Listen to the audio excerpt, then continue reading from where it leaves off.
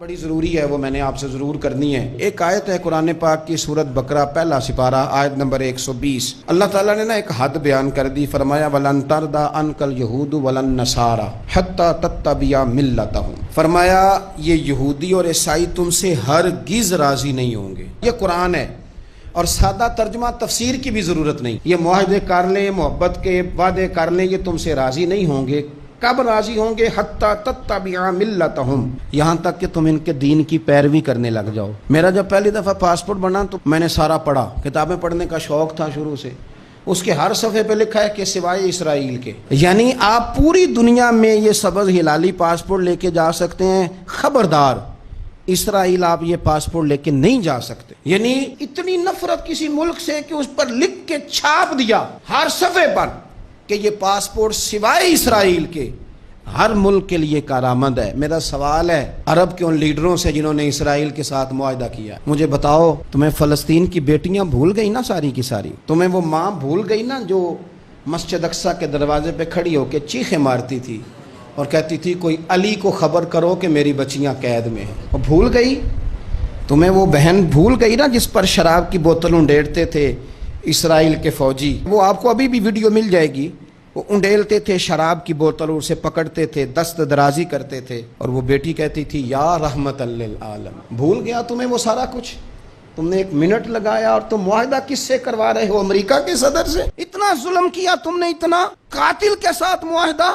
کیا سمجھتے ہو فلسطین والوں کا کوئی والی وارث نہیں؟ سنو، میرے رسول کریم صلی اللہ علیہ وسلم نے فرمایا میرا کوئی مالدار امتی دنیا سے چلا جائے، پیسے جائیدادیں چھوڑ کے جائے تو اس کی اولاد میں بانٹ دینا، لیکن اگر اس کے ذمہ قرضہ ہو تو میرے پاس آ جانا، میں اپنے امتی کا قرض ادا کروں گا۔ جس کا کوئی وارث نہیں ہوتا مدینے والا اس کا وارث ہوتا ہے، میں قرض دوں گا اپنے امتی کا۔ کیا سمجھتے ہو فلسطینی لاوارث ہے؟ صبح قیامت نبی پاک تم سے سوال کریں گے، تمہیں اللہ کے حضور حاضری دینی ہے۔ کیوں نہیں صلح کرتا اسرائیل فلسطین کے ساتھ؟ لبنان کے ساتھ دوستی کیوں نہیں کرتا؟ شام سارا کٹ گیا اسرائیل کی وجہ سے، اور آج تمہیں خیال آیا ان کے ساتھ معاہدہ کرنے کا؟ ہمیں سبق پڑھاتے ہو، خدا سے ڈرو۔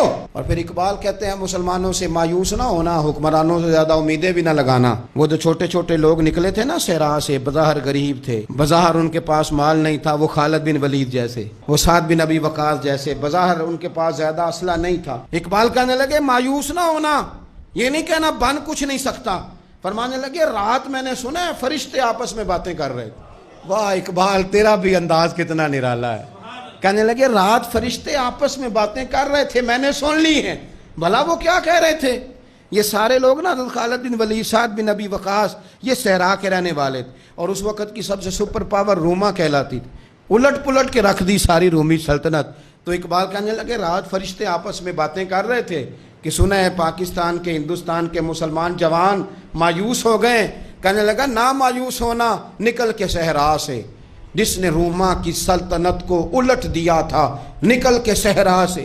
گرمی دیکھو اس شعر کی، ولولہ دیکھو اس مرد کا جو مصور پاکستان ہے، نکل کے صحرا سے جس نے روما کی سلطنت کو الٹ دیا تھا، سنا ہے میں نے یہ قدسیوں سے، وہ شعر پھر ہوشیار ہوگا۔ وہ کل باتیں کر رہے تھے کہ بہت سارے ان میں سے پھر جاگ گئے اور بڑی جلدی وہ بلاک بنائیں گے۔ سنا ہے میں نے یہ قدسیوں سے کہ وہ شعر پھر ہوشیار ہوگا، وہ آئے گا میدان میں، نکلے گا، اور انشاءاللہ یہی چراغ جلے گا تو روشنی ہوگی۔